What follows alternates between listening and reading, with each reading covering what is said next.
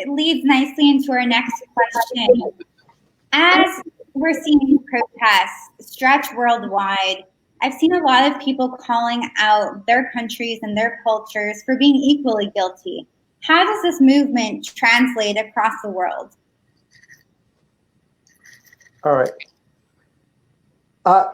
If I may, I'll hop on this one first, and you guys can chime in if you want.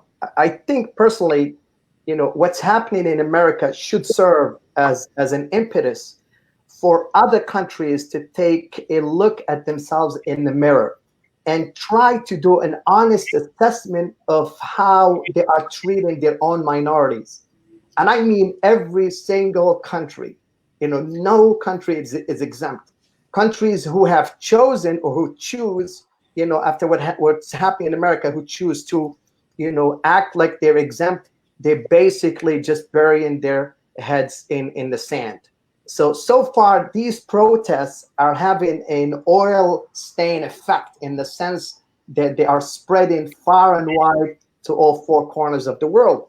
So awareness, it has actually helped raise and enhance awareness to a lot of people who are stopping and thinking about these issues. Because awareness has always helped, counter, racist narratives and the character assassination of minorities or people of color or immigrant groups. Because as you all know, under these perilous economic times, immigrants seem to always be the all too convenient target when the country is not doing that well economically. So before I get into this, just want to kind of put a first caveat here, and please excuse the false dilemma that I'm committing in discussing this very point. I'll be seeing things in binary, lenses. In other words, I'll be seeing things as if there is America and there's America or the Western world, and there is the other world, which is the Arab and the Muslim world. So just for the sake of the discussion, I'll do that. But forgive me for doing this, of course. When it comes to racism, Arab and Muslim countries have felt completely exonerated and absolved. The legacy, but however, I have to say, the legacy of racism in these countries is checkered at best. It's not great. It's not horrible, but we'll say it looks like a checkerboard. Okay.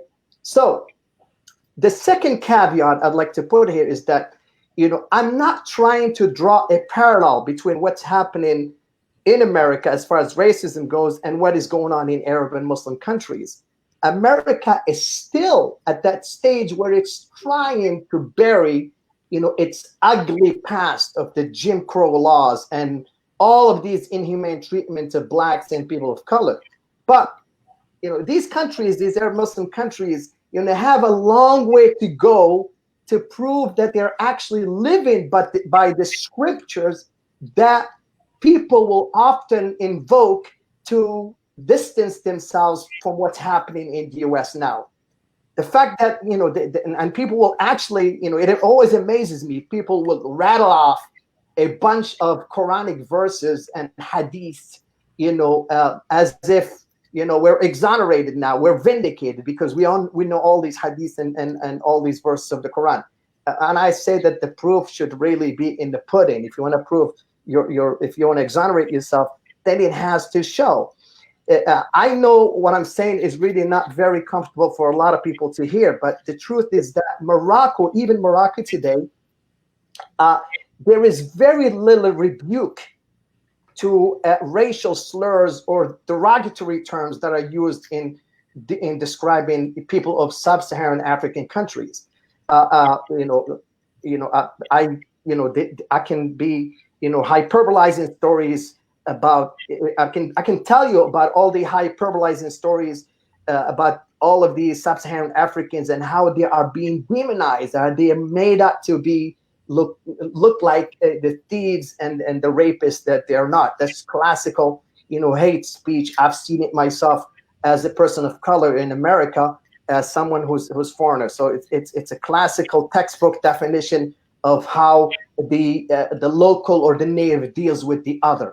So demonizing entire groups for the action of a few, like I said, it's a classical textbook definition.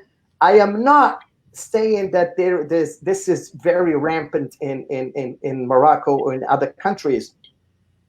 But when disparaging, the other becomes acceptable as an art form, as a comedy show, for example, then it becomes a little worrisome. There's a lot of comedians who instead of being harshly reprimanded, for saying something derogatory about sub-Saharan Africans, they're actually given a platform. They're given airtime on a national TV that's sponsored by taxpayers, and that's really very unacceptable.